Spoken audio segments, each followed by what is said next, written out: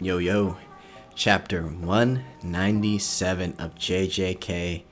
Maki's mini training arc is complete, and basically, like it says, she kind of burst out of her shell, right? And we're getting the results of Maki kind of realizing her potential. Now, this is interesting because she has a little hyperbolic time chamber moment, literally, right? So check this out. Mio's barrier eliminates all elements of binding vows. As a result, time flows much faster in there. And the time it took for over 1,000 bouts, less than a minute had gone by outside the barrier. So because this barrier gets rid of all binding vows, time flows faster, and maybe that's because the binding vows could be, I don't know, deadly to the person who did them, or the consequences of binding vows could be really bad. So I guess the cool effect it gets is you get to do a bunch of bouts within like less than a minute if it's like over 1,000, which is pretty crazy, right? So she basically has her hyperbolic time chamber moment. Now we fast forward. Naoya launches in the air, right? He's not impressed. He goes super speed, supersonic. And we kind of get these two, the two randos from the past, kind of saying why they're here, and this is all by happenstance. This is all by coincidence, right? But they're, in a sense, they're kind of good guys, and they're both extremely skilled. So they basically, kind of agree they have no interest in, really the calling games. In fact, they just came to do what they do, cut and sumo. So, interesting group of people. We may learn more about them. Now, Naoya is sweating right now. He's going at high speeds, and right now, Maki is keeping up with him. Amazingly. Like, literally keeping up with him. He tries to go up a building, tilts to the right. Okay, hang on. Actually, I'm looking at this now. I think he tries to go up a building and hit Maki, but Maki dodges it, and she's kind of free-falling through the air. Now, I want to read this because this is important. Right? Naoya's every move is being replayed to me by my surroundings. Without glasses, I was unable to see. So, like Toji, his keen senses were so high he was able to see curses. What others can't see, or what others can see. But that, thanks to I've gained this body. Now, even without glasses, I can see curses too.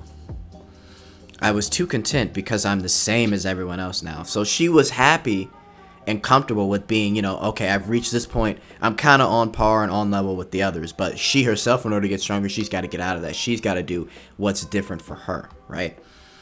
If it's that man, he would have reached that height. That's a fact. If Toji was up there, he would have reached that height. If it's that man, he would have thrown the katana with no hesitation. That's a fact. If it's that man, he would have deflected even at that speed. That is fact. It's not enough to just be the same as everyone else. And you see, I think you get an idea of what she's seeing, right? Which is that page, that dark page with all the little weird vibrations in the wind and stuff like that. She also mentions that there are things that only she can see, right? Things that only he could see, right? Things that Toji could only see. And that's the vibrations in the wind. These just keen senses that the samurai guy was basically kind of talking about. You can see it. So basically what happens is Naoya goes in for a hit. She rolls mid-air. And Naoya's freaking out, right? She also mentions, like I was talking about earlier, even the air that surrounds us has different temperatures and densities. These facets are scattered everywhere. And that facet just needs to be grasped. So basically taking in all the information around her in order to literally find Naoya and keep up with them. And she manages to catch him and punch him. And he's like, I'm a cursed spirit. Why would you just punch me? And then he gets surrounded, right? We see that he gets headbutted and then he gets slashed. And then he's about to heal. But then Maki kicks his top half. And his top half just fucking... His top half just like goes crazy.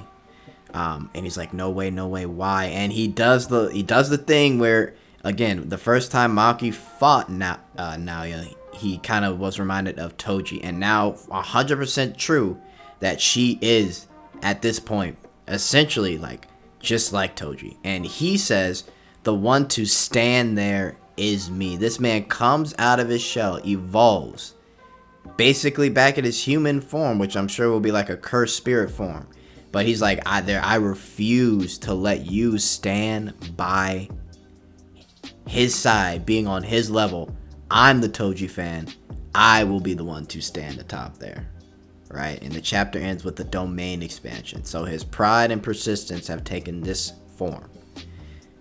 Naoya is definitely got to be unregistered special grade at this point. Man. But yeah, guys, let me know what you guys think in the comments. Crazy chapter. Let me think of what you think his domain expansion could be, too. Thanks.